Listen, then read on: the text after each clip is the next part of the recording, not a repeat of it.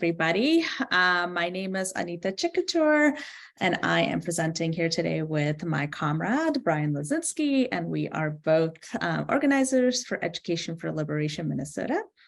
And just to give you just a little bit of an overview of what we're going to be up to today, we're going to talk a little bit about the negative impacts of the current status quo of schools on BIPOC youth. And we're going to do that by talking about a research study that I did, but also looking at some statewide disciplinary data.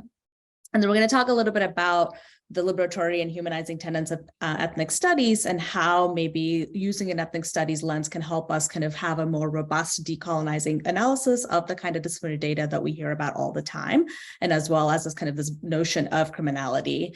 And we're going to think about the links between ethnic studies curriculum and pedagogy and the work that's been done and youth are doing in Minnesota to remove school resource officers from schools to in an effort to decarcerate education systems. And just a little bit about who we are as an organization. Education for Liberation Minnesota is the first state and local chapter of the National Education for Liberation Network. Our chapter was started by core local organizers of the 2019 Free Minds, Free People Conference, and I'm repping that shirt right now. And we are a network of approximately 100 educators, youth workers, teaching aides, educators union organizers, academics, policy advocates, parents, and youth-led organizations. And what we have in common is that we're all kind of working to bring together all of us in Minnesota to organize for educational justice. And kind of drawing on our national network, our aim is to connect people to knowledge, and people to resources. And our goal is to be a political force in the state to contend with the status quo of colonial education that often prioritizes Eurocentric curriculum, predominantly white educators and communities, and persistent attacks on the power of communities of color to be self-determined. So welcome, we're super happy to be here. And yes, so I'm going to get us started and talk a little bit about a study that I did a few years ago in a middle school, and it's a school that I call Haynes Academy. And that's a pseudonym that I chose to honor Euphemia Lofton Haynes, who was the first African-American woman to earn her Ph.D. in mathematics. So the school was a public charter school, middle school with approximately 200 students from grades 5 through 8. And in the 2011-2013 school years, which is the timeline that I conducted my study, 50% of the students at the school were identified as students of color, and about half of those students, so 25% of the students, were identified as African American. So when the school was founded and during the time when I was doing the study, the school's learning framework and kind of how they approach their work, they described it as being informed by Black feminist theorists and activists, and they saw themselves as being interested in tackling systemic injustices, including racism and sexism and economic exploitation. But in the year before I started my study, about 90% of the students who were suspended at the school were African American, even though, again, right, only 25% of the students there were African American. So I was really curious, right, about like what was happening in the school, right? Like why was this racial disparity in disciplinary rates happening at a school that explicitly talked about wanting to create a learning community that, as they said, right, aims to learn about and act on social inequalities and injustice. So when I talked to a lot of the teachers, many of them mentioned classroom management as being one of their biggest challenge, right? So that quote that I have up there, I can't even get the kids to sit in their seats, right? Came from the art teacher, for example, who was really frustrated by what she saw as a lack of structure at the school to support teachers with, as she put it, some of the behavior issues. So when I talked to staff about, how did they think about this racial disparity in their school's disciplinary record, they had a lot of different sort of ways in which they were thinking about it, right? So some staff members talked about how Black students had, quote, a lot of energy, quote unquote, a lot of energy. And sometimes, right, their ways of like expressing themselves was viewed as being disrespectful by staff members, especially white staff members.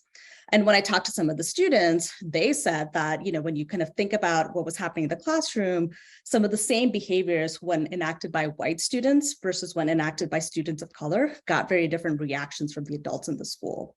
So I would argue that, right, many of the ways in which the teachers kind of tried to think about sort of proper student behavior and sort of modify student behaviors made it seem like white middle-class norms of paying attention and being engaged were the only ones that were valued in the school, right? So I think there's like a couple of things to like think about at the school, right? I agree that it is very important to kind of challenge the stigmatization of like very normal adolescent behaviors, right, among students of color.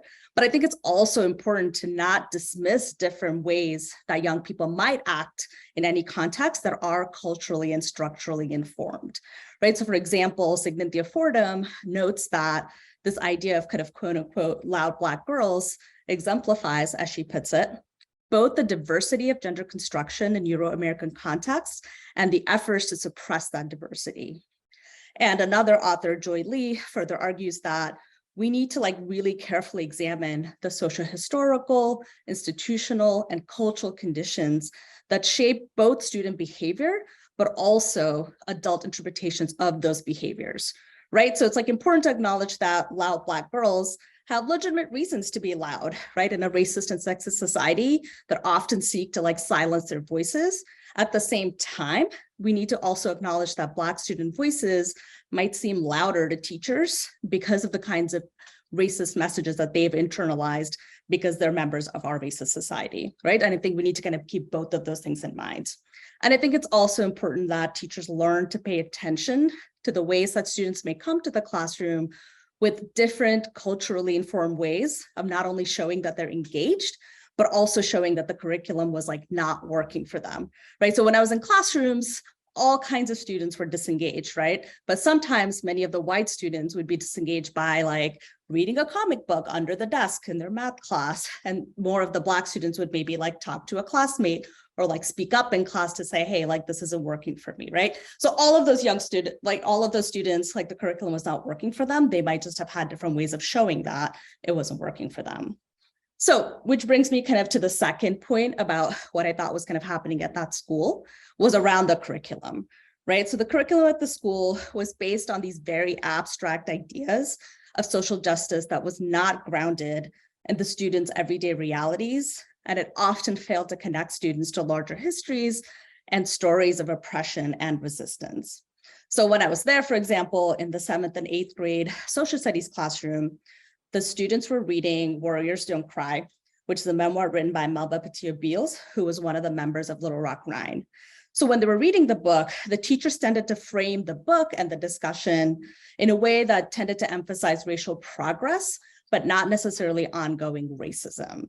So students weren't really given many opportunities to kind of connect the past and the present through kind of thinking more robustly about how historical change and historical continuity can coexist.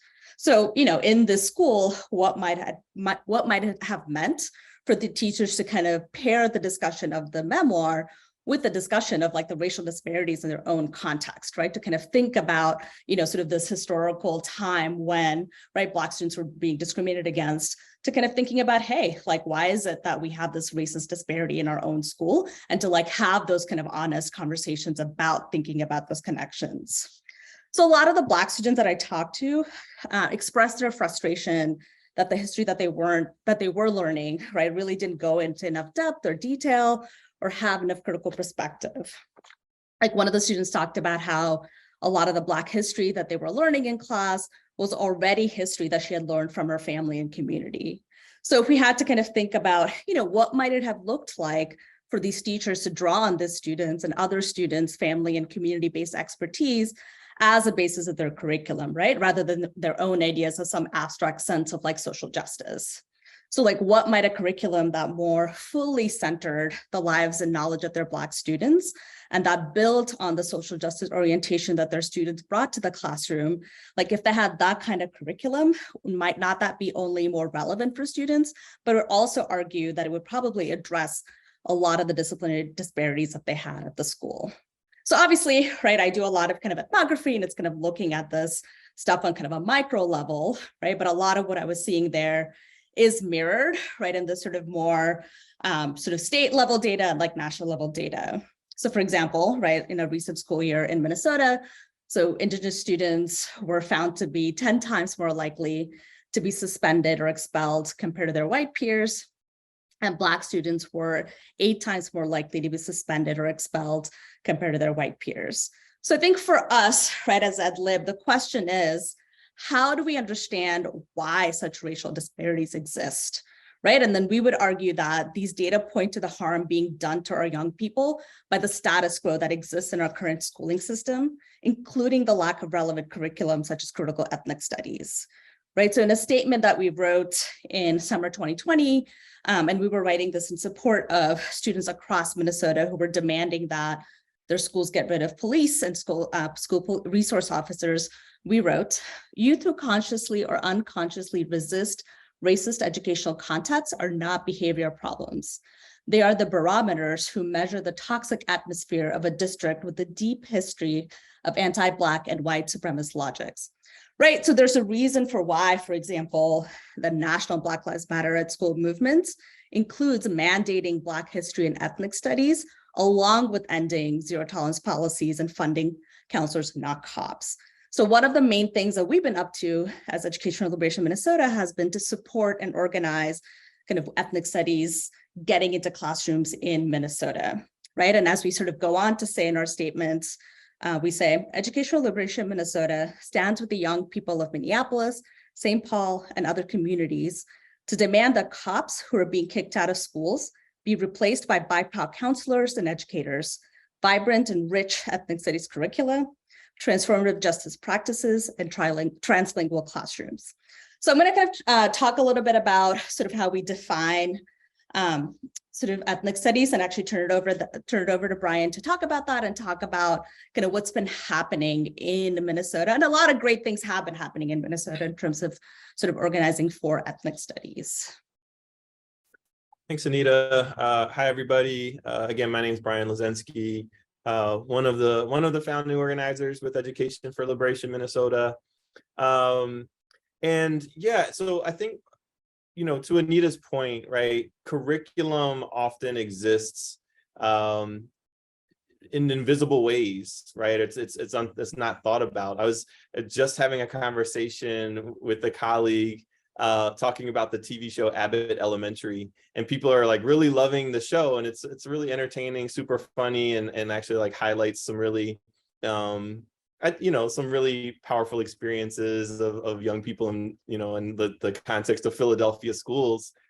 But the curriculum that like shows up in the show is really, it's very basic, very rote, and speaks to this idea that like curriculum is like not thought about as being part of the activity system of an educational environment. And so I think Anita, you know, really demonstrated that in terms of, you know, we think about these idea of like behavioral issues, right? That, you know, and you can think about, I always think, and, you know, encourage my students to think about themselves, think about yourself in an environment that you are either bored in, or you're anxious in, or you're scared in, or right, that you are not your, you know, it's not even not being your best self. Sometimes you're resistant, right? And whether that's like being on your phone, whether that's checking out, whether that's like actively resisting, being like, I feel, you know, a problem here.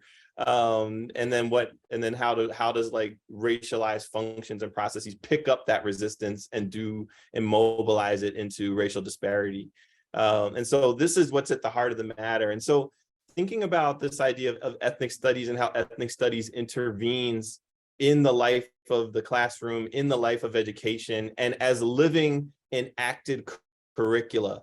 And so the idea is like, the difference between an ethnic studies approach to education and a much more, you know, Eurocentric or colonized form of education is that you don't learn ethnic studies, you practice ethnic studies, you be ethnic studies, right? And so there are a lot of different definitions of ethnic studies, and well, I'll trace back slightly some of the history of it, but there's a really great documentary that I would encourage folks to watch. It's called Agents of Change, and I'll link it in the chat. But it does a lot of the documentation of the birth of the modern ethnic studies movement, which came about in the kind of end of the civil rights era, as the formal disciplines of ethnic studies were being fought for on college campuses. And those disciplines primarily have been Black studies, Latinx studies, Asian American studies, Pacific Islander studies, Indigenous studies, and increasingly Middle Eastern Palestinian studies as well. And so ethnic studies, EdLib Minnesota writes, ethnic studies is an interdisciplinary approach to understanding the histories, worldviews, and current realities of ethnic groups and indigenous peoples around the world. And that distinction between ethnic groups and indigenous peoples is really important to understand these not like political and social cultural categories, right? And then we can speak to a little bit more. And specifically those who have experienced the brunt of European colonization. Ethnic studies centers those who have been historically erased from mainstream curricula due to persistent racism, patriarchy, xenophobia, and linguistic imperialism. So when we're talking about ethnic studies, we're talking about plurality, we're talking about linguistic plurality, we're talking about relationships to power.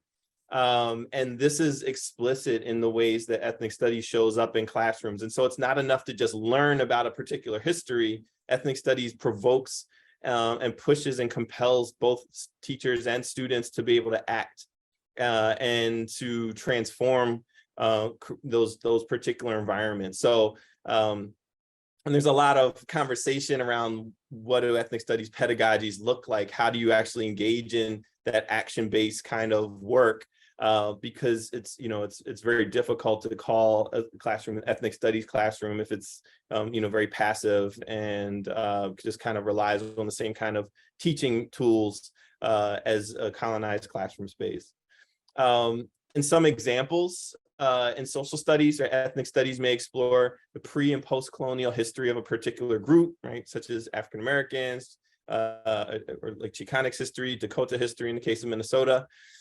In the language arts, ethnic studies may focus on preserving heritage languages or showing how language and literacies are used in particular communities, such as like Hmong language revitalization, using like Somali poetry or oral histories, Spanish for Spanish speakers courses, fugitive literacies from and for the African diaspora.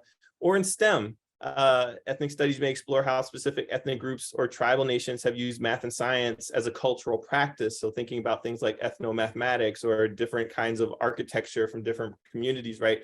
So that it's an interdisciplinary set of approaches to education. I put a link, I'm actually going to put it here in the chat, to a recent article that was written by members of the Coalition for Liberated Ethnic Studies, which is a national effort to organize to protect teachers and policies that are promoting and supporting ethnic studies, some of the things I'm actually going to talk about in the next few minutes, but two, to be able to continue to build a base for the dissemination of thinking about pedagogy, practices, curricula, all of those other kinds of things. I'm going to read a really brief snippet from the article to talk a little bit more and give more context around ethnic studies so you all can understand the complexities that we're trying to engage in. So ethnic studies is interdisciplinary and helps us understand how our social worlds are constructed. Ethnic studies helps young people make connections between anti-Black racism and environmental crises, between ableism and mass incarceration, between labor exploitation and heteropatriarchy. It represents an educational paradigm that demands young people not only think but act. Ethnic studies centers the heritage, knowledges, and lived experiences of those who have borne the brunt of colonial devastation, including global indigenous communities, women and genderqueer people, neurodivergent and the disabled, those living in poverty. Ethnic studies decenters those of European descent and, for instance, inquires about the relationships between Black and indigenous peoples and dives into the formation and complexities of Afro-Latinidad and mestizaje. Ethnic studies explores the colonial roots of the dispossession of Palestinian land and the creation of Zionism. Ethnic studies deconstructs the racialization of Asian peoples and asks questions about colonization and conflict among Asian nation states and the displacement of indigenous Asian populations such as the Hmong. Ethnic studies demands language reclamation, demands an account of racial capitalism and environmental impacts on the global South. And it helps us connect so many struggles together in complex ways. So as you can see, like, this is not a simple undertaking. And when I'm working with educators who are doing ethnic studies teaching in their classrooms, one of the things that I implore them is to immediately dropped the idea of coverage. That there's so much out there, we will never be able to cover these entire histories of people of color and indigenous communities. So that if we drop the idea of coverage, we can start to get into things like relationships, into things like structural analyses, right, where we can play out and look at how have colonial structures impacted people differently and position us differently. So these are some really complicated and I'd say rich and powerful conversations that happen in ethnic studies classrooms and really provoke students to think at deeper levels and have to use multiple modalities, have to find other kinds of primary sources, have to be able to have a different kind of language to be able to access the ideas that are being shared in ways that I think are very liberatory. Anita, if you could go to the next slide. I'll back up and talk a little bit about the recent development of an ethnic studies movement in Minnesota. So in 2019, this was a few months after the Free Minds, Free People conference that Anita had mentioned, that also kind of led to the start of Education for Liberation Minnesota. There were a group of Latina youth from the organization Unidos Minnesota. At the time it's called Navigate, but now changed their name to Unidos. And it's an organization that works with Latinx immigrant communities to be able to engage in finding resources, looking at like voting rights and all different kinds of work that they're doing. It's an amazing organization. But a group of young women from that organization began to host community education sessions under the banner Our History, Our Schools. And they were and this is right in line with the history of ethnic studies, it always comes from agitation. It always comes from young people standing up and saying, where are we? How are we being represented in these spaces you all call school? And so the same thing was happening here in 2019. And then out of that work in 2020, 2 coalitions were formed in Minnesota. The first one being the Minnesota Youth Ethnic Studies Coalition. So the young women who were hosting those community sessions began recruiting other young people from different youth-led organizations and created their own coalition. And at the same time, adults were created the Minnesota Ethnic Studies Coalition. And these 2 coalitions have relationship to each other. We wanted to make sure that the adults, we didn't come in and just like step on the work of the young people. And so wanted to make sure they remained have their autonomous space that they had started and led without us, and or with us being just in support, and so that they continue to maintain that. And then we also knew that we could also leverage our own resources and our own knowledge and expertise in ways to be able to support the work of the young people and to advocate for policy. So the Youth Ethnic Studies Coalition is a grassroots youth educational effort that really pushes young people to understand what we mean we say ethnic studies and how curricula could look differently in schools. The Minnesota Ethnic Studies Coalition, which is not limited to adults, is focused primarily on policy change. So the next slide, there are 3 major policy goals for the Ethnic Studies Coalition. Here you see some of the organizations that are part of the coalition. Maybe later on we could talk about coalitional politics and the complexities of just that work, because now this organization, we've been in existence for over 2 years. But there are 3 major policy goals. One is the statewide ethnic studies graduation requirement, which would have to go through the Minnesota State Legislature to be able to be passed. The second goal is to have ethnic studies embedded in the social studies state standards. That's kind of a midstream process. Every 10 years, every discipline in Minnesota, every educational discipline goes through a review of their state standards. The social studies standards process was happening between 2020 and it's still going on now. It's in what's called a rulemaking session, which an administrative law judge has to make sure that the work that was presented or that the new standards fall in line with basically with the policy, with the law. And then the third policy goal for the coalition is to create a series of ethnic studies teaching licenses. And that's also in process now. We're working with the organization called PELSB, which is the Professional Educators Licensing and Standards Board, to develop these licenses. And I'll talk a little bit more about those later on.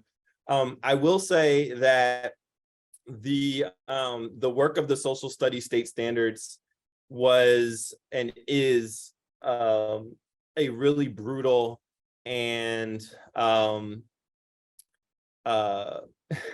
to like not mince my words here. It was a brutal and exhausting process.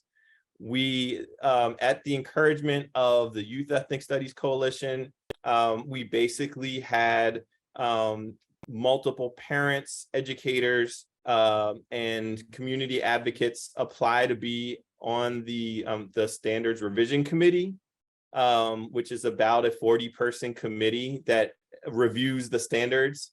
In the past, there have been efforts to try to push ethnic studies through as a central part of the social studies state standards process that have not been successful. We have been successful this round. The members of the Ethnic Studies Coalition who are part of the Social Studies State Standards Revision Committee basically refused to allow the process to move forward until ethnic studies was considered and centered as one of the core elements of the standards moving forward. And what this meant is that the standards are organized into strands. So for social studies educators are supposed to have knowledge in history, geography, economics, and citizenship and governance.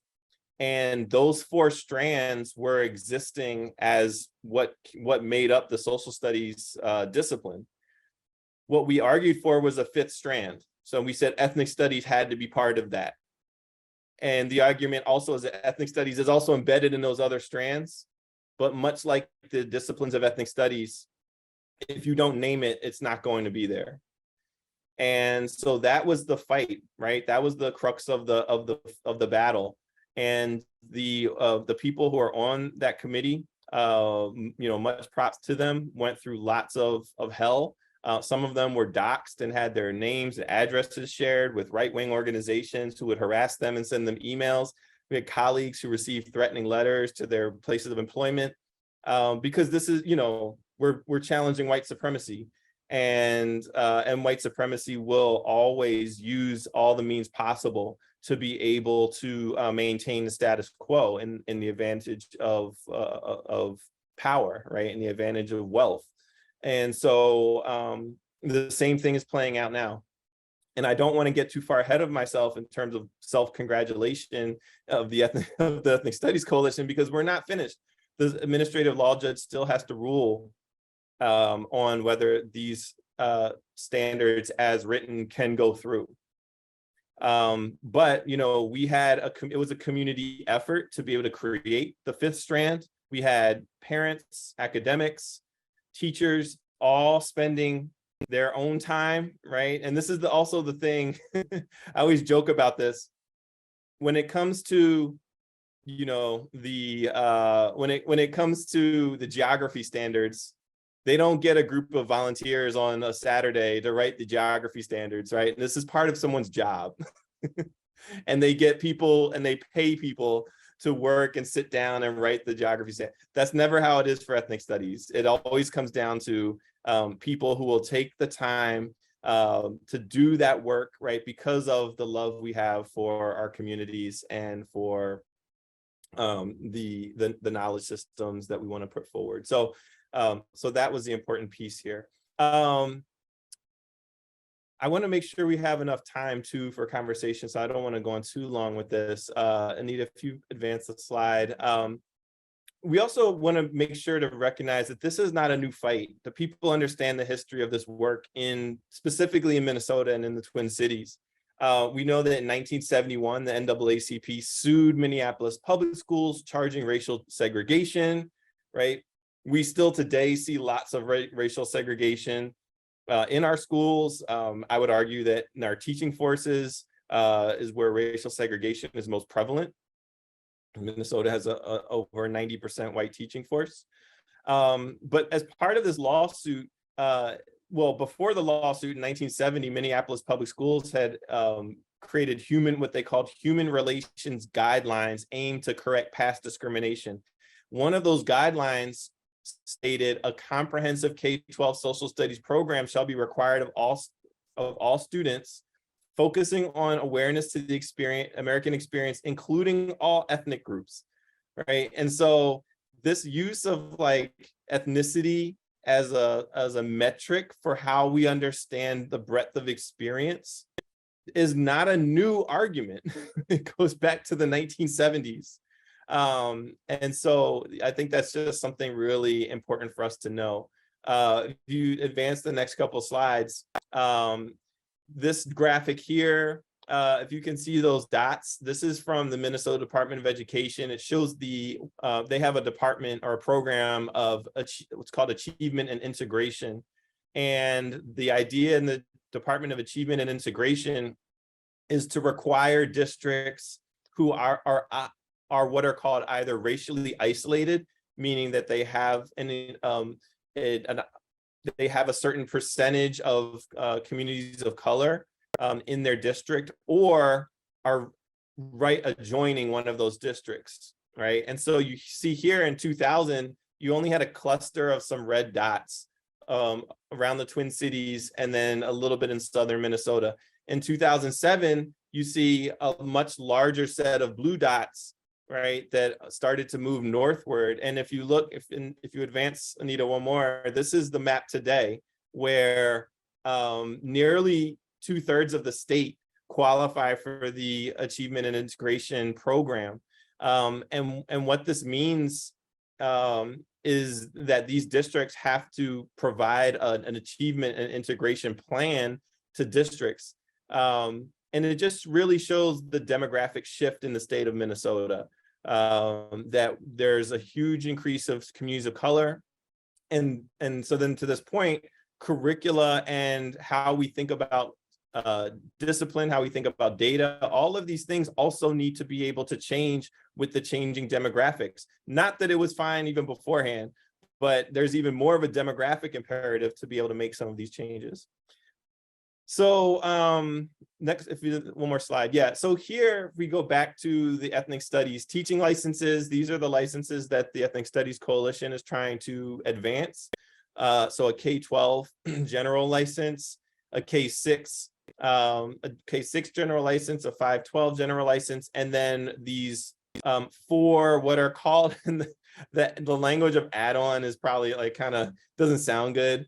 Sometimes they're called variances, but they're more like specializations. So to be able to have a specialized license in Black Africana Studies, Latinx Studies, Asian American Studies, Middle Eastern Islamic Studies. The reason Indigenous Studies is not listed as one of those is because the Association of the Tribal Nations is creating their own teaching license.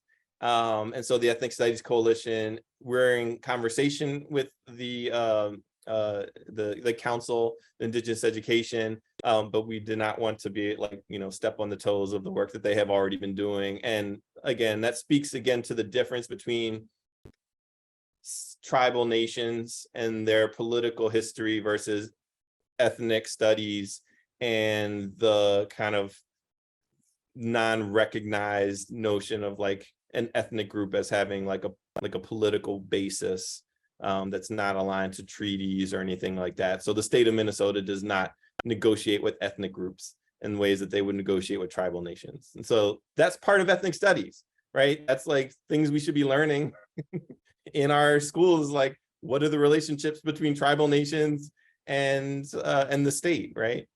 So I think there's only one more slide here. Yeah, and so this is where we wanted to kind of open it up for some questions and open discussion, and talk about this idea of where does data fit in all of this, right? How do we understand the construct of data within ethnic studies, within this idea of decolonial education? How do we interpret racialized disparities in discipline rates through an ethnic studies decolonial lens? And then this idea of removing the police, or Anita, I don't know if you want to speak more to the second question around the idea of removing police and thinking more about policing as a larger idea.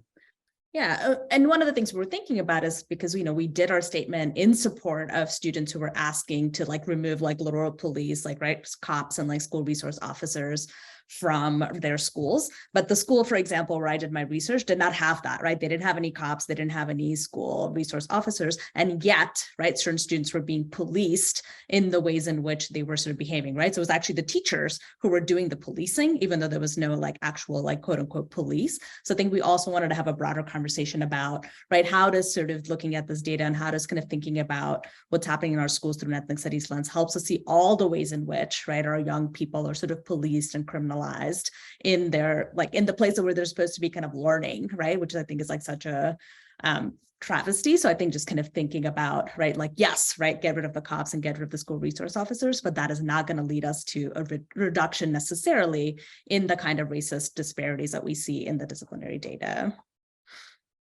Right. And I think that also maps on to a lot of the conversations around abolitionist education, right? And thinking about it's not about, you know, it's not about the relationship between schools and prisons per se.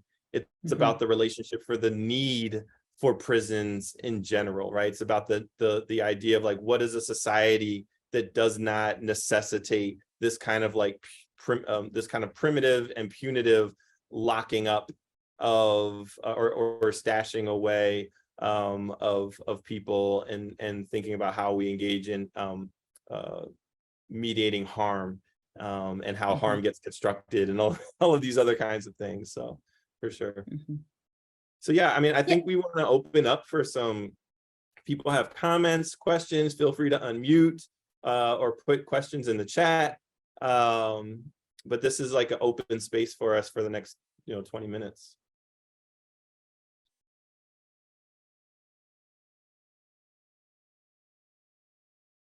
While you think of questions, I did want to make kind of a quick comment about Abbott Elementary, right? Like, I think one of the things that I think about is actually that episode where there was like a student who was acting up in class, right? And it was great. Like the student was like amazing in the ways in which they were like, got like the whole class to like organize against the teacher. And there was like all this like really funny stuff happening. But one of the things that turns out is like, she was just bored, right? Like she kind of was like bored in terms of like what she was learning because she already knew it, right? And like they weren't like necessarily doing ethnic studies curriculum, but the teachers kind of figured out that actually this kid is like acting up because she's bored, right? Not because it's sort of, out of any other sort of motivation. And so they decide to like put her into like a more advanced, math classroom. And I think just like even that little like reframing, right, of like, how do we understand like what's happening in our classrooms? And honestly, like I would much rather have my students like speak up and like be disruptive if they're like not learning, or if they're not like understanding something, rather than read a comic book under their desk, right? Because I don't even know then that they are not learning and they're still disengaged. I just don't happen to know it,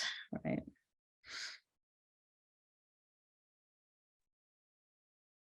Hello. Yeah. Hi. Hi. I actually was going to ask a question to that point. Does your research, or have you seen anywhere within your work, like there's studies that show, like, of course, 80% of the teachers in public schools are white, and they tend to have a 20% lower expectation of Black students and students of color. Whereas when a student has a Black teacher, they have much higher standards. And I know I myself taught 8th grade at Title I school, which I hate that moniker. But in my classroom, all the other teachers on the team, were having just these horrific things, but it just was not like there was serious learning going on in my class. So can you speak to, like you're saying, whether the expectations are also exacerbating this problem with the discipline? Sure. I mean, at the school that I worked at least in the second year of my study, there were 0 teachers of color, right? Like there were staff of color who were more in kind of paraprofessional positions, or there were educational assistants, but there were 0, right, teachers of color in a school that was 50% students of color. So yes, right, like it was sort of even more exacerbated. So I'd say a couple of things, right? So I think what I saw was that in some ways, expectations about behavior morphed into expectations about students' sort of ability to like do math or do science or do whatever else, right? So there was kind of this expectation that if a student was behaving well, that they were also learning, which is of course like, you know, not a particularly good association to make, right? Like you can be a quote unquote good student and not actually be learning anything, right? You can be quiet, you can know when to raise your hand, but you might not understand the concept that I'm teaching, right? So I think there were sort of both of those things, right? So expectations in terms of needing a student to behave quote unquote well first before they can learn, right? And I think that in some ways also turned into these expectations around what a student can learn, or their ability to learn and like do well in terms of the academic content. And I would just add on to that, you know, I mean, it also gets into the question of like, and this is the ethnic studies piece, learning what, right? And so part of that idea, I think that Anita, that you're getting at too, is like the expectation to sit, you know, quietly and be able to learn misinformation and like narrowed histories. And, you know, the ways I always say that we don't, you know, we teach history. We don't teach young people how to become historians, right? We teach math. We don't teach young people how to think like mathematicians, right? We teach, right? And so this idea of this, like, it still goes in this colonial model of knowledge transfer. I know I'm the teacher and I know these things. You're the student. You don't know anything until I gift you this, you know, sacred knowledge, right? And I think part of that ethnic studies reframing of what's happening is much more of a give and take, much more of a participatory model, because we've all been dispossessed of ethnic studies pedagogies and knowledges. And so the teacher often is learning alongside the student. I mean, I've got a PhD in this stuff and I learn something, you know, new things every day through an ethnic studies lens. And so you know, it's about the internal curiosity that we have that I think speaks directly to this idea of boredom, that speaks to the idea of fear and anxiety in the classroom space, which we know is directly correlated to behavior and disruption and acting out and those kind of things. Yeah, and I would add in the school, right, some of the students at least were getting some of that history in their families and their communities, and there was no space for them to like bring that into the classroom so that the teachers could then build on that, because actually the teachers didn't have, right, that background or sort of that sort of knowledge in terms of like thinking about, at least in that school, right, sort of Black communal experiences or Black history. Did you see the comment about how the goals of the coalition were decided upon? Yeah, there's one question before that from Catherine Squires. Hi, Catherine. Great to see you, or see your question in here. It says, I'm thinking about the weaponization of safety as a means to direct funds to tech like metal detectors or surveillance cameras rather than resourcing means to hire teachers of color or BIPOC counseling staff. Yeah. Anita, did you want to say anything about that? Yes, although, I mean, at the school that I was at, this wasn't really an issue, but absolutely, right? I kind of think about all the ways in which, and I'm sure those of you, right, who are like in this call can also speak to just the amount of money that is spent, right, kind of arguing, right, that these are like necessary for safety, when like I think there's also like a lot of data that shows that these don't actually keep our young people safe in schools, right? Kind of thinking about all the mass shootings that have been happening, right? Thinking about that, but also that how that it definitely sort of takes away money to like hire, you know, teachers of color, BIPOC counseling staff. But I also think about, right, I mean, I think it's not just for these like sort of surveillance and sort of metal detector, but also thinking about the amount of money that's spent to like, let's say, recruit teachers, and like who are we recruiting, like where are we like spending our resources in terms of like who's coming into the teaching profession, right? And kind of thinking about what are the ways in which we're allocating resources to different, right, like communities and different colleges and different places where, right, we think that teachers would be better prepared, right, regardless of their own racial or ethnic identity, to like do the kind of teaching that we think is like necessary in our schools. Yeah, and I think there needs to be a rethinking. I mean, I think there needs to be a bigger reckoning around technology in general. I think there's a like common sense notion that more technology in schools equals higher or equals better learning. And I don't think that's being supported anywhere with any kind of evidence that I've seen. I mean, it like these like self-teaching tools, and I think they actually like lend themselves to kind of dumbing down teaching, where it's like, give every kid an iPad, let them go through the self-designed, step-by-step thing where they have to like basically regurgitate the information that they're taking in. It's like the lowest form of Bloom's taxonomy, right? It's like and that it also allows for young people to be socialized into surveillance, right? Where every step that you're doing on the computer is being monitored and you're being rewarded, right? That's getting into that dopamine release of like the same thing that happens with regard to social media, right? You get rewarded for your quote unquote success. And I think ethnic studies pedagogies demand something much deeper than that. It's not something where your reward comes from just regurgitating what you just read in the little snippet, X, Y, and Z, right? You have to be able to, like, how do I show a young person? And I'm not saying like, don't use technology. Like if you're having young people record oral histories, right? Of like with a grandparent who's talking to them about their lived experience, and the student has to be able to analyze that. Yeah, it would be great to have some kind of like iPad or recording device, right, that can be used in the service of that thing. But the iPad in and of itself is not, and it's not the answer to education. Right? And I always kind of get in this idea that before this modern wave of technology, that like good teaching could never have happened because we didn't have every single electronic device in front of the students, so that they're spending how many hours a day with engaging with screen time. I think we have to have a different kind of relationship. And then you start to see what happened during the pandemic, when like it's all these districts that were like, we can't pay for anything, and then all of a sudden it's like free iPads for every single person, right? Like it's like, wait, how did you go from not being able to have any money to pay anybody to like millions of dollars for all of this equipment?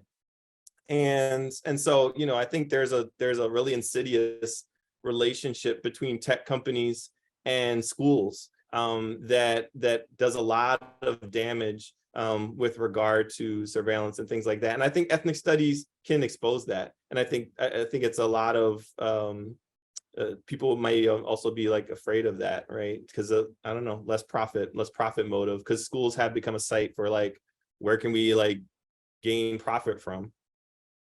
And I think the other thing I would add is that I think that kind of technology makes learning seem so individual. And I think the other thing in sort of ethnic studies frameworks is that learning is like always communal, right? As humans, we've always learned in community and with communities and for communities, right? And I think kind of thinking about, kind of these, like you're doing this math on like an iPad, and it's about like your progress in a particular realm and like your ability to do something. And I feel like that also makes it kind of this like competitive kind of learning, which I like, honestly, like I never understand that, right? I'm like, education is not competitive, right? Like just because I can learn something doesn't mean that Brian can't learn something either, right? Like we can both learn, and we can like learn with each other, and like learning with each other actually probably makes us like smarter together, right? And I do think that the other thing with technology is that I think it sort of isolates literally, right? Like you're sort of in your own like zone in your iPad and like doing that. And I think it sort of loses the sense of like how learning is always within a community and hopefully like for a community as well. Can I say a little bit about Seema's question around the goals of the coalition? So this is actually a really interesting question. So those 3 goals, it's not like we sat down and we're like, what are our 3 goals? One, we're a consensus-based coalition, so every decision that's made is made through a consensus process. And so we can talk more about how consensus is built. Within the realm of ethnic studies, it's we're definitely like fighting a very uphill battle. So there hasn't been a lot of argument around like, do we need a statewide graduation requirement?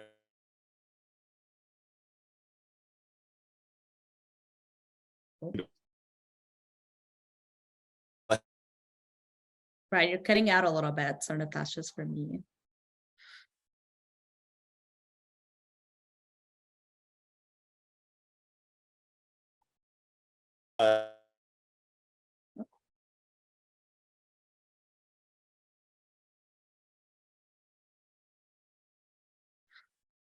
Coalition was organized around.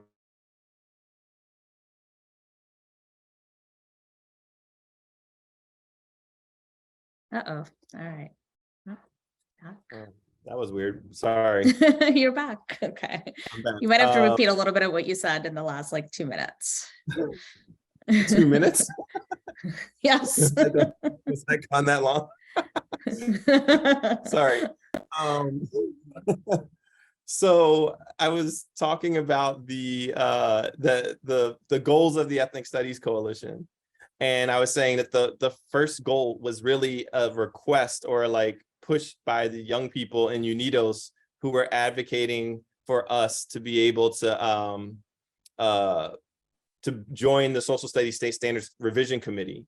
And so that became kind of a natural goal. The second, then from there, we worked to have a, there were people who were like, well, why just have it in the Social Studies State Standards? Why not have a, high level like graduation requirement?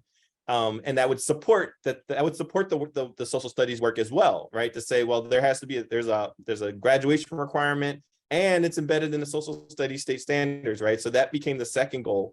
The third goal came from like basically being like, oh shit, there's 93% white teachers in Minnesota, right?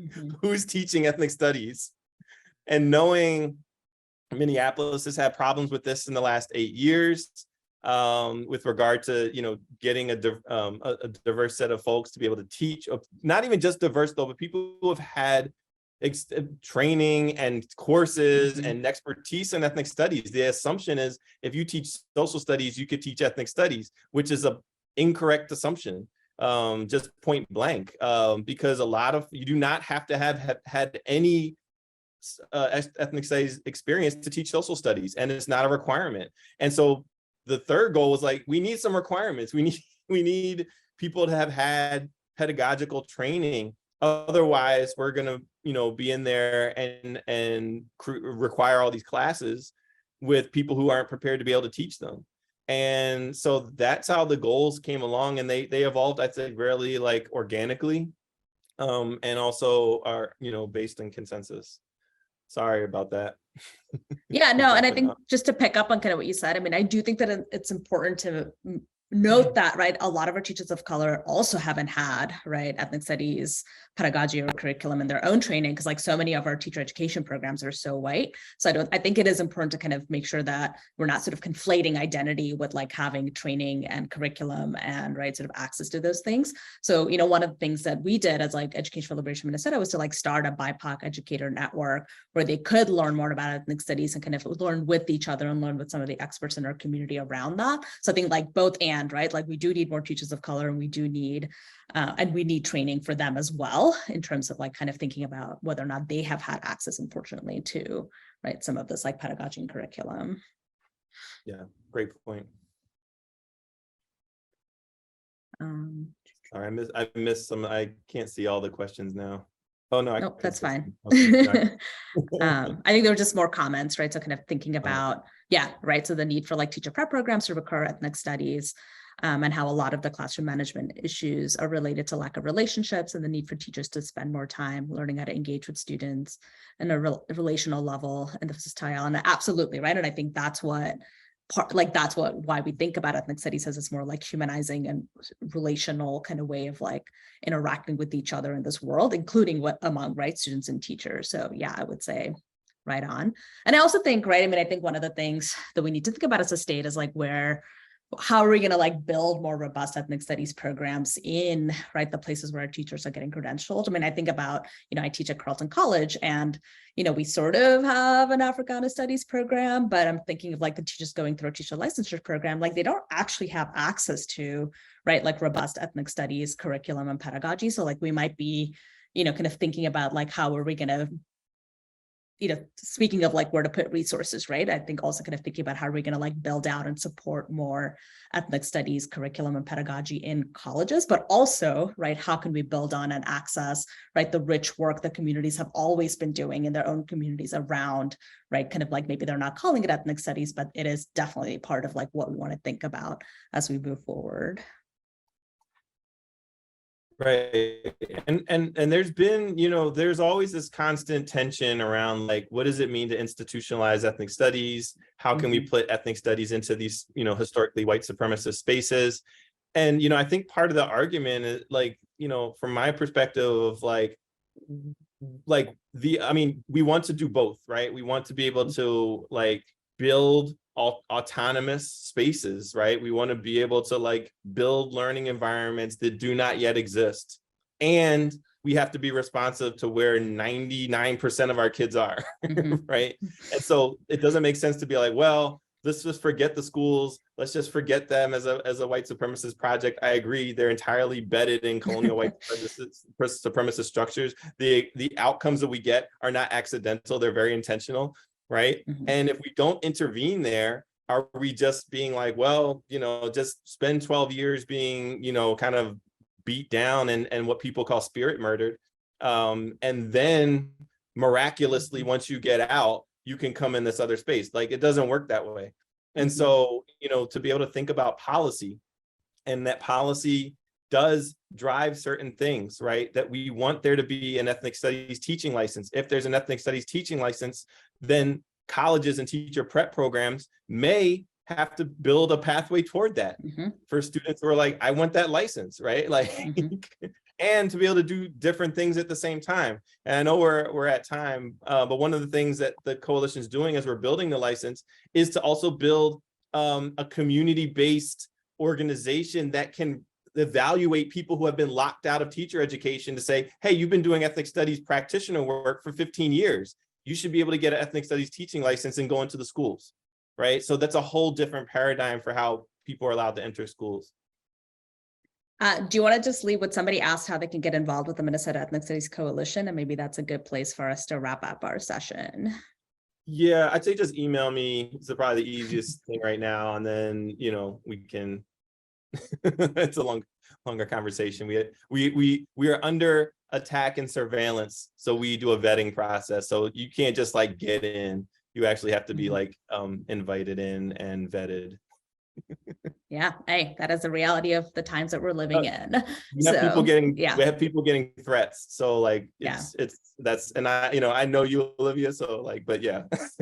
All right. Well, thank you all so much for coming. It was really fun to kind of think about these things. And obviously this is like such a short time to like think about all the kinds of things that we've brought up, but we hope that this has at least piqued your interest if you hadn't heard about this before. And we hope that you get involved either here or, wherever you happen to be beaming in from.